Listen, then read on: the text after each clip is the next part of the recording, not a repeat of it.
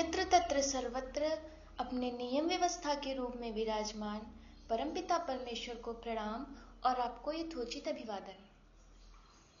Video number 27 के द्वारा आपने यह जाना और समझा कि माँ सीता श्री राम जी को सर्वशक्तिमान ईश्वर नहीं मानती थी। आज के वीडियो में मैं आपको श्री राम जी के जीवन का वह प्रसंग बताने जा रही हूँ जिसे सुनकर आप बड़ी सरलता के साथ यह समझने में सक्षम हो जाएंगे कि श्री राम जी सर्वशक्तिमान ईश्वर का अवतार नहीं थे।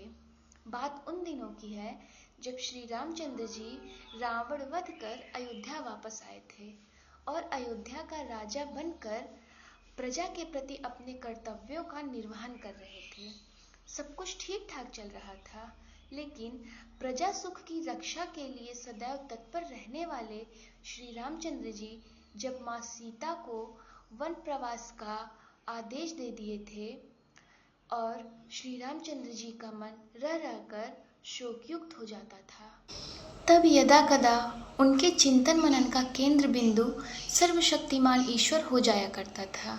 लेकिन बहुत चिंतन मनन करने के बाद भी उनकी ईश्वर जिज्ञासा की तृप्ति नहीं हो पा रही थी।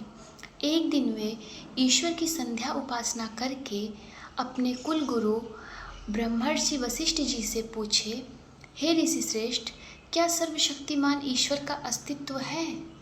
यदि है तो उनका रूप रंग आकार प्रकार कैसा है? वे कैसे चलते हैं? क्या खाते हैं? क्या पीते हैं? कब सोते हैं? कब जागते हैं? क्या उनका भी कोई अपना परिवार है? यदि है तो उनके परिवार में कौन कौन लोग रहते हैं? श्री राम जी के बाल सुलभ श्रद्धा युक्त इन सभी प्रश्नों को सुनकर ब्रह्मर्षि वशिष्ठ जी मुस्कुराते हुए बोले, अच्छा ठीक है, आज मैं सर्वशक्तिमान ईश्वर के बारे में एक अंतिम सत्य बताने जा रहा हूँ। इसे बहुत ध्यानपूर्वक सुनना। इतना कहकर ब्रह्मर्षि वशिष्ठ जी ने अपनी दोनों आंखें बंद कर ली और मौन साध लिया। थोड़ी देर उत्तर की प्रतीक्षा करने के पश्चात श्री राम जी ने पूछा, गुरुदेव बताइए ना कि सर्वशक्तिमान ईश्वर कैसे होते हैं? शायद तुमने सुना नहीं श्री राम, लगता है तुम्हारा ध्यान कहीं और था। ब्रह्मर्षि वशिष्ठ जी से इस उत्तर को सुनकर श्री राम जी आश्चर्य में पड़ गए। वे अपनी भूल मानते हुए ब्रह्मर्षि वशिष्ठ जी से दोबारा उत्तर कहने की प्रार्थना किए। ब्रह्मर्षि वशिष्ठ जी ने कहा, ठीक है श्री राम, लेकिन अब की बार मेरे इस उत्तर को थोड़ा और अधिक सजग होकर सुनना। इतना कहकर ब्रह्मर्षि वशिष्ठ जी ने दोनों आंखें बंद कर मौन धारण कर लिया। उत्तर की प्रतीक्षा कर रहे श्री राम जी अब की बार और अधिक सतर्क हो गए थे, परंतु उन्हें कुछ भी सुनाई नहीं दिया। थोड़ी देर बाद ब्रह्मर्षि वशिष्ठ जी बोले, तुमने क्या सुना श्री राम? श्री राम जी ने कहा, आपने कुछ कहा ही नहीं गुरु श्रेष्ठ, तो मैं क्या सुनूंगा? पहले आप कहिए तो। आप जो कुछ भी कहेंगे मैं उसे अवश्य सुनूंगा, क्योंकि मैंने निश्चित कर लिया है कि आज मैं आपके उत्तर को सुनकर ही मानूंगा।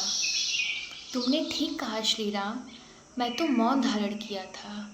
मेरा मौन ही तुम्हारे प्रश्न का उत्तर है, अर्थात ईश्वर अनुभव के संदर्भ में कुछ कहा ही नहीं जा सकता। यदि कुछ कहा जाता है तो वह कथन असत्य हो जाता है। ईश्वर तत्व का अनुभव किसी गूंगे का रसगुल्ला खाने जैसा, पुष्प वाटिका देखने जैसा और गीत संगीत सुनने जैसा होता है, क्योंकि सर्वशक्तिमान ईश्वर अत्यंत रहस्यमय तत्व है। इसलिए उन्हें जाना जा सकता है, समझा जा सकता है, माना जा सकता है, अनुभव किया जा सकता है, परंतु इन सभी अनुभवों को कहा नहीं जा सकता। सर्वशक्तिमान ईश्वर का अनुभव पूर्णतया एकांतिक और व्यक्तिगत होता है श्री राम।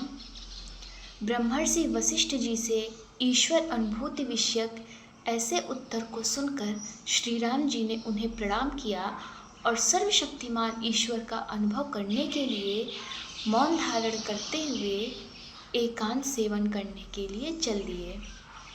स्वस्थ, सुंदर और सार्थक जीवन चर्चा परिचर्चा क्रम में आज बस इतना ही। शेष आगामी वीडियो में। ओम शांति शांति शांति।